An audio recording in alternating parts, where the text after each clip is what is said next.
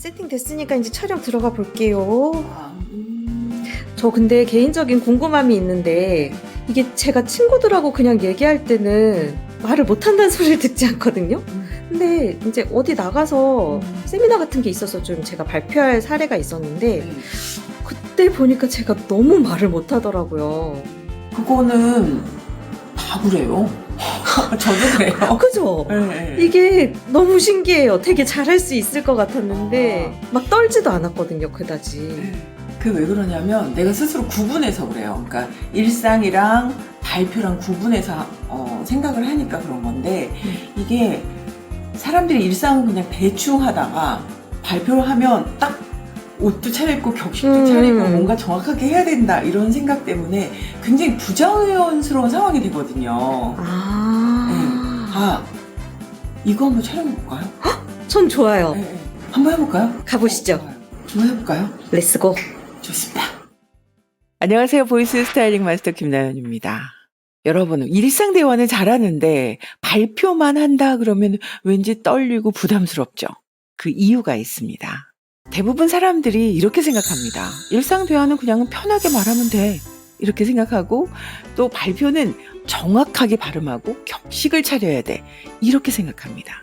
그래서 평소에는 대충 말하다가 발표만 한다 그러면 정확하게 하려고 마음가짐을 하다 보니까 왠지 불안하고 떨립니다. 결과는 어떨까요? 완전 망가지죠. 왜 그러냐면요. 기초가 없어서 그래요. 우리 운동할 때 보세요.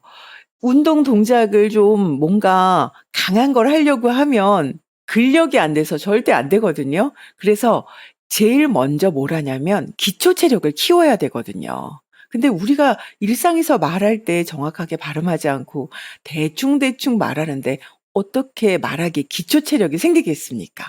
실제로 겉으로 보면 일상 말하기랑 발표는 완전히 다른 것 같습니다. 일상 대화는 뭐 친구나 가족이나 또 편한 사람이고 또 편안한 분위기죠. 근데 발표를 할 때는 사람도 많고 그리고 긴장된 분위기입니다. 내용도 일상 대화는 뭐 개인적인 얘기나 내 감정을 스스럼 없이 표현하지만 공식적인 발표는 그렇지가 않죠. 업무 내용이나 정보 전달이 확실해야 됩니다. 형식에도 차이가 있습니다.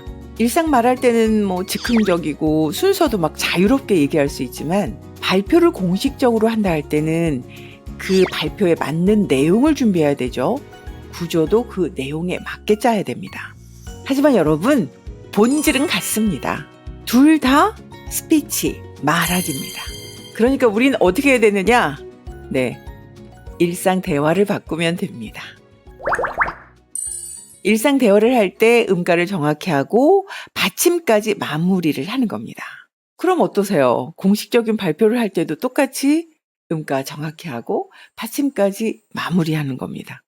강조도 마찬가지예요. 우리가 일상 대화할 때 제가 항상 주장하는 거 있죠. 문장에서 체원을 찾아서 그 부분을 중심으로 말해라. 체원 뭐가 있을까요? 명사, 대명사, 수사.